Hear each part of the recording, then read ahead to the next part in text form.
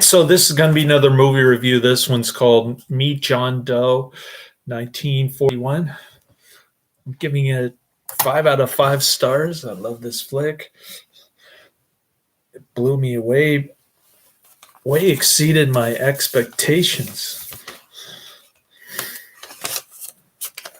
The acting is incredible from Gary Cooper, Barbara Stanwyck, and James Gleason. Holy cow. What a flick. I'm not even a keen Frank Capra fanatic, so to speak. I've only seen another one of his films, It's a Wonderful Life, which I thought was one of the most overrated movies of all time. I thought it was okay, but that movie was way overrated to me. It's a Wonderful Life. I've never seen Mr. Smith Goes to Washington, so I can't really comment on that. But anything that has to do with Washington, the belly of the beast, probably doesn't appeal too much. It's probably overrated, right up there with Citizen Kane, I think, is overrated also, in addition to It's a Wonderful Life. But it gets a very high rating on IMDb. What a powerful, powerful ending it had. The Henry character is kind of interesting, the drunk guy. Anyways, gets a 7.6 out of 10 on IMDb, 13,000 ratings. Holy cow. And it's a public domain movie. And it got colorized later. Why do all these public domain movies get colorized? I guess because anybody with a Ted Turner Crayola crayon can get their hands on it.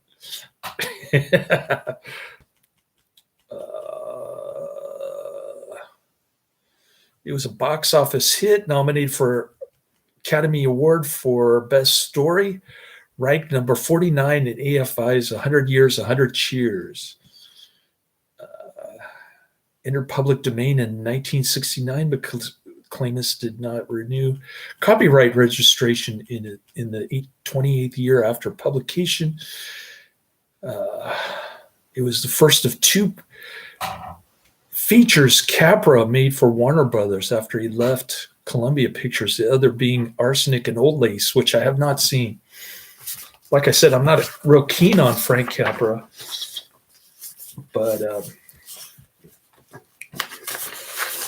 but I do know his political views were very similar to Barbara Stanwyck, and it's confusing on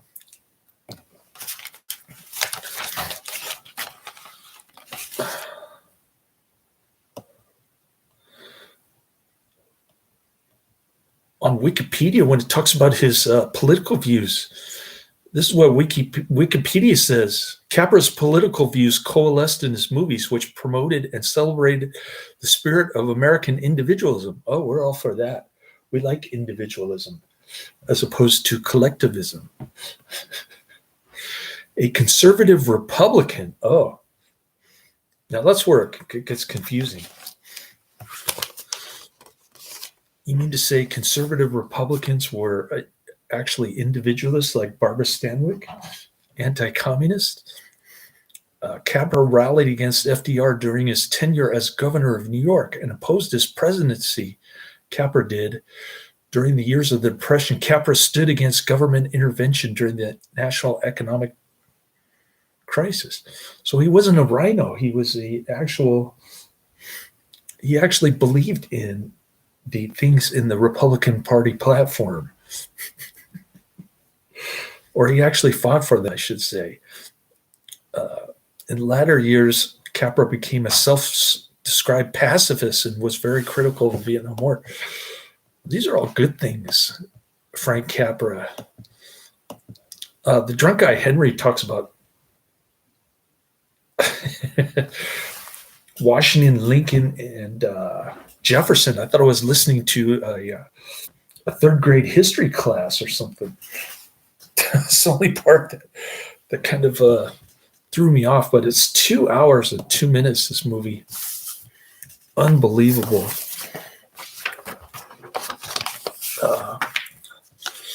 Yeah, it got me hooked. This is Wildred Pierce. Blank disc with lettering on it. Can't even read the lettering on there. Oh, maybe now you can. If I zoom in. All right. That's Wildred Pierce. Film noir that I'm looking forward to seeing. Anyways, Affleck sent back my accident reinstatement form, and they sent me a refund check for $167. So I sent them another check for the same amount. It was kind of a wash. Anyway, so it's not going to affect my checking account at all. But I forgot to sign the when I completed the reinstatement form and I answered the questions 1 through 8, which I did not do on the first application. I'm guessing that's why they think it's incomplete, which is, I guess, the reason why I should have listened to the Affleck agent when he was instructing me how to fill this thing out. But they sent me 2 copies. So after I dropped the check and the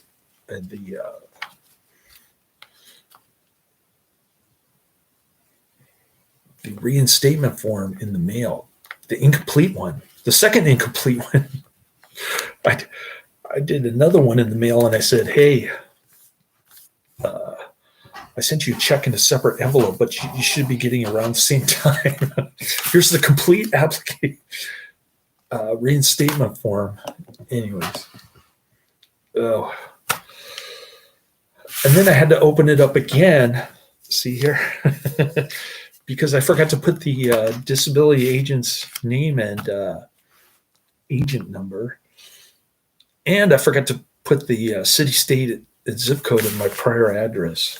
So to make a long story short, this is my 3rd attempt trying to get my accident policy reinstated after getting laid off and losing my accident coverage through my employer. I could have extended my accident coverage through my employer, which would have been easier, but I chose to go through Affleck. I got this big headache. But yesterday I put in 28 hours in 2 days, so that was pretty decent. I took naps in between my shifts, so that helped a lot. I was feeling kind of groggy on Saturday morning after waking up at 9 p.m. Are you kidding me? I think I took too many naps on Tuesday, Wednesday, and Thursday. And so, but it all worked out. I got a little over 50 hours, I think. Pretty close to the number of hours that I worked last week. And I still haven't got my class action settlement check. They must have mailed it Friday or Saturday and it hasn't arrived yet. I don't know what's going on. I sent another email to the lawyer asking him what the heck show me the money, as Tom Cruise would say. Anyways, I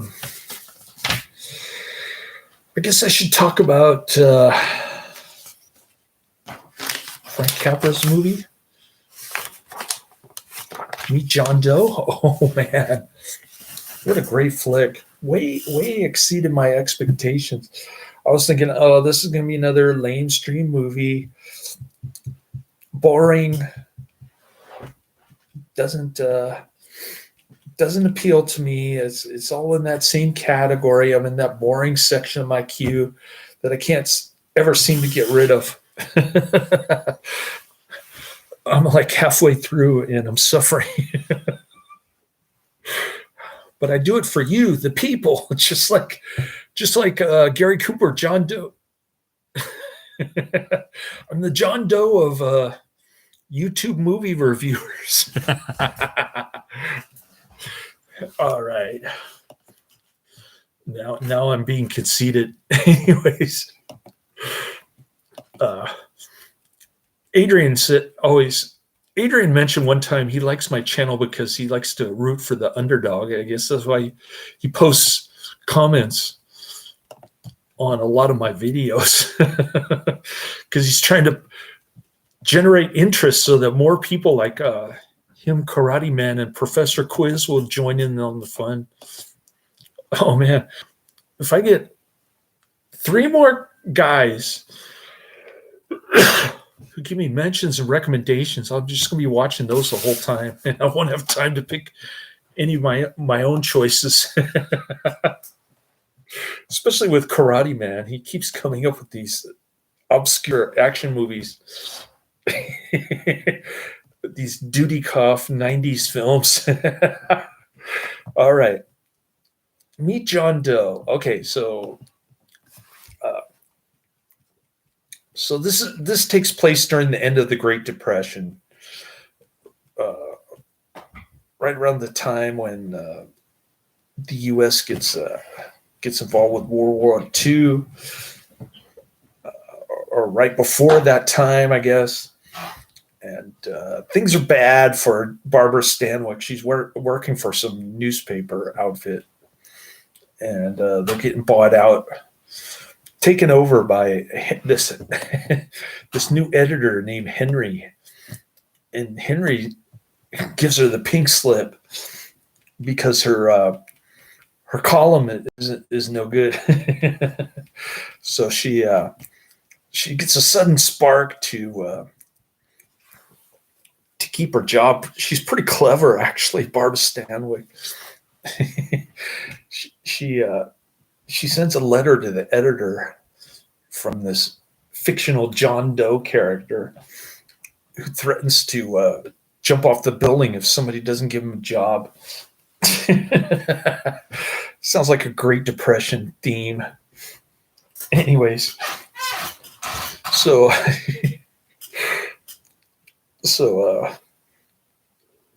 Henry is caught between a rock and a hard place. He has to rehire Barbara Stanwyck, and they end up hiring Gary Cooper as a fake John Doe. He's like a hobo, a former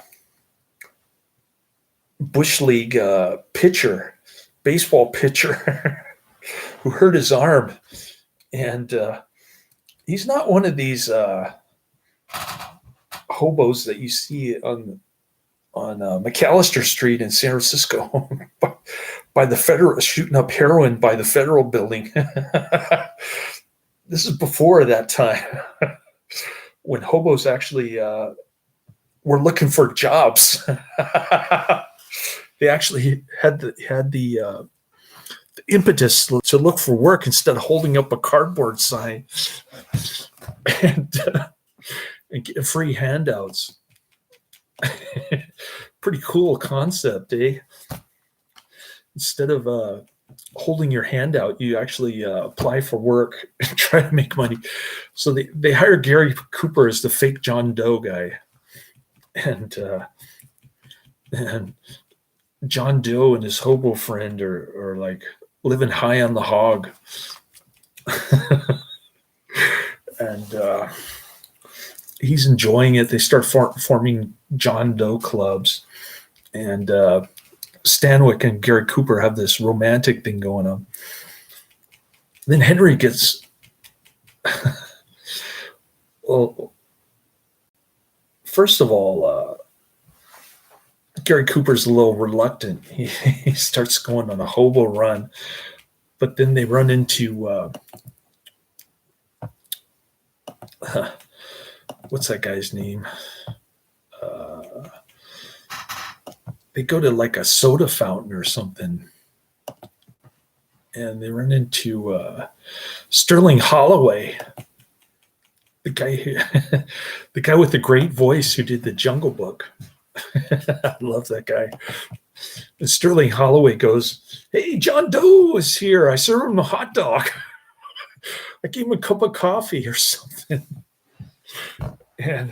And he's back in the thick of things. They start forming clubs, and the sleazy white male swine of a capitalist pig, the D.B. Norton guy who runs the newspaper, he decides he wants to use John Doe to run for president on a third-party ticket.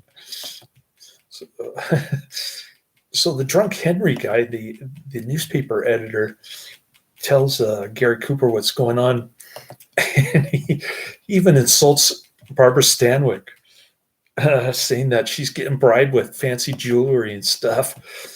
Gary Cooper picks him up like he's going to punch him for insulting his girlfriend. Anyways, so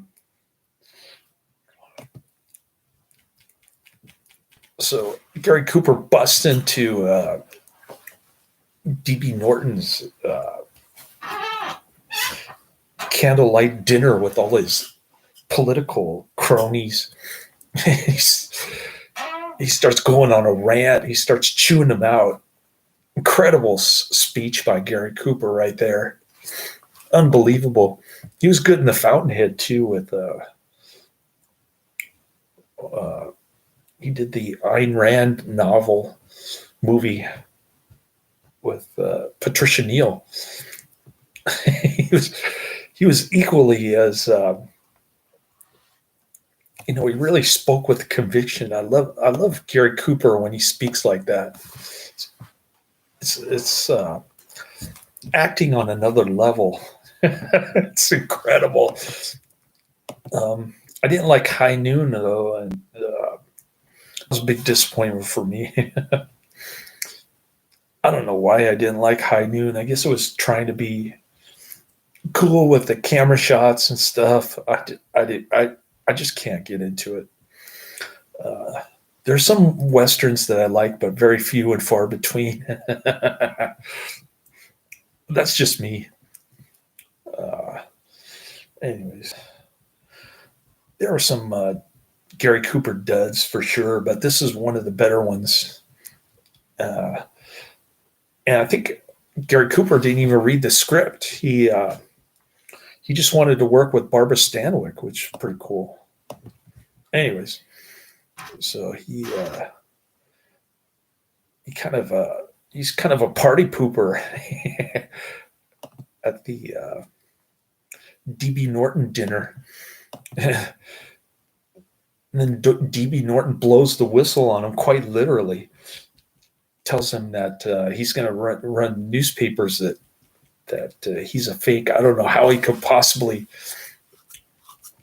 get those newspapers out in such short amount of time. It was one of the goofs on IMDb that they mentioned, but he manages to expose, fall through on his threat. He exposes Gary Cooper as a fake and fraud. And they start throwing stuff at him at the. It looks like a political convention there, with all these people from different states coming in, and John Doe was supposed to do a speech that Barbara Stanwyck wrote, announcing this sleazy D.B. Norton as the candidate for president or whatever. But Gary Cooper's humiliated. He wants to jump off the building like like John Doe promised, the fictional John Doe. He wants to do it. And I got somebody in the chat room. Who's there? I know it can't be Karate Man. It's too early. Oh, they left. That didn't last long. Anyways, Incredible ending, real tearjerker ending. Henry Connell's got some great one-liners in this one, played by James Gleason. I don't know James Gleason. I'm not familiar with him, but excellent acting job on his part. So what do I got coming down the pike for next week? Oh, this one's highly recommended. Check it out. I'm sure I'll find the movie and the trailer on YouTube, and I'll post it in the description box. I forgot to do that just now. Sorry. But maybe I'll take a little nap, watch some Mildred Pierce. John Doe, Mildred Pierce. Today's shaping up to be a good movie week, unlike last week. I got stuck with some real stinkers, man.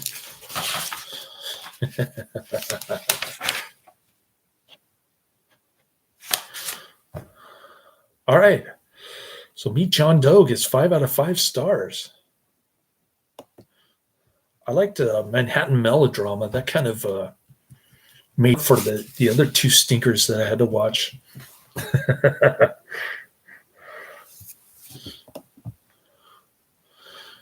All right. Kong Island, the most dangerous game. I'm looking to get that on Tuesday. Cross my fingers.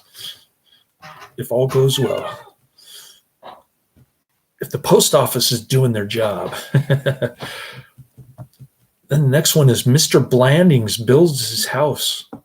Mr. Blandings builds his dream house. Try saying that quickly 5 times. It's with Cary Grant and Myrna Loy. I just saw Myrna Loy in Manhattan Melodrama. She was really good. Oh, and then I got another Frank Capra. Mr. Smith Goes to Washington. Holy cow. So I'm going to watch Frank Capra 2 weeks in a row.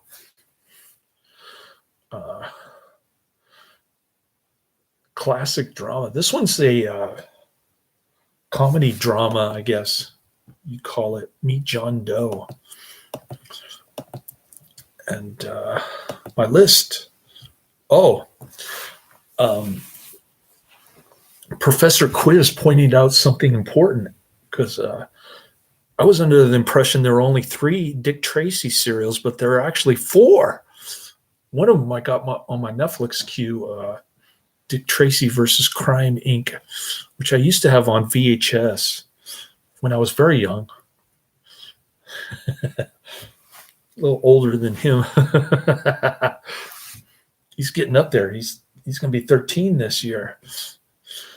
All right, so I started watching Dick Tracy's G-Men. I was kind of not paying attention to the first episode, kind of looking the other way while trying to get ready for work. So I'll start from the beginning today if I get to that point. If I ever finish Mildred Pierce, hopefully there aren't any bonus features on this disc. All right, The Phantom of the Opera, 1925, platoon leader Dudikoff, Force of One, Big Black Mama, White Mama, 1972, Manson, 1973, Simon, King of the Witches, 1971, Jack the Ripper, 1976, Skyscraper, 1995, To Be the Best, 1993, Deathmatch, 1994, The Uncanny, 1977, This Is Not a Test, 1962, Slave of the Cannibal God, 1978, Last Cry, Eye of the Tiger, 1986, and Dick Tracy Returns, 1938. That was one that Professor Quiz mentioned that I had no idea about until I researched it, until he commented on. He said, all 4 of them, because I knew he meant at least 3 of them, but I didn't know about the 4th one. So he corrected me on that. Nice going. I probably have it in my Psychotronic video guide. I probably would have looked it up at some point anyway. at some point before my death. I hope I survive to his 18th birthday so I can put him on my living will as my executor, my my power of attorney. In case I have to go to the hospital, I want to give them very detailed instructions of how they take care of me, especially with this COVID ridiculousness and all the infections that go in the hospital. I want to be in the least infected hospital. Let me put it to you that way. Anyways, cool. Because I saw how Bill Sardi died. Oh my gosh. He did not. He had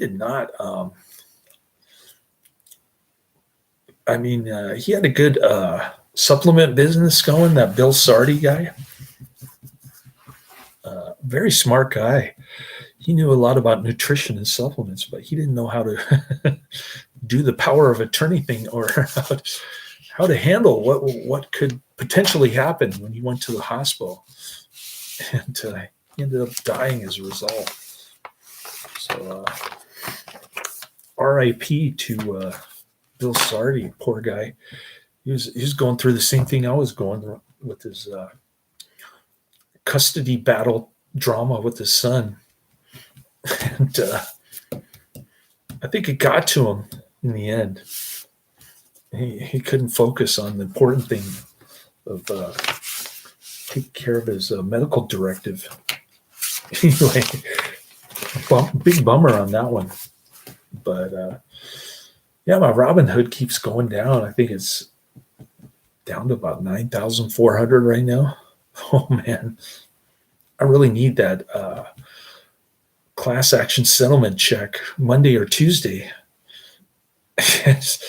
before the automatic payments start hitting my checking account, so I can pay all my bills off and try to resuscitate my Robinhood account a little bit. Anyways, I've been going on and on and on and on. Hopefully I got enough information about Meet John Doe. Even with the third grade history lesson from a drunken Henry, I really enjoyed this flick. I'm willing to overlook that part. Nobody's perfect, right? This movie is just about as close to perfect as a movie can get. They talk about. I saw some review saying that it's all-inclusive, something for everybody, an ultimate democracy movie. And I want to barf because there are some points where they really get into anti-politician stuff, especially when Gary Cooper says, "No politics allowed in my club."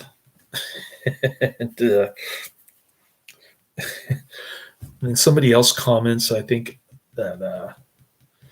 one of the club members says, "We don't like politicians in our groups." That was pretty cool. I guess people who are watching this don't pay attention when they do the reviews. I try to be more detailed. Oh, and then I got a couple comments on the Kitchen Toto review. I get a lot of flack for that. Probably because a lot of people watch it and it's hard to find. And it deals with British colonialism in Kenya. And people say that this lady was just saying, "Oh, bad review, and you didn't understand it. It was over your head because you don't understand the perspective of the Kenyan rebels." And so I just removed her comments. I thought that was dumb, conversational terrorism, common fallacy in reasoning. Doesn't belong on my channel. Get it off. Anyways, if you're going to make constructive criticism, I'll leave it. But if you're going to come say, oh, it was over your head or bad review, then I'm taking it off. All right. So highly recommended. Check it out. I'll post the links in the description box, but you got to expand the box lower to see them. All right. Laters.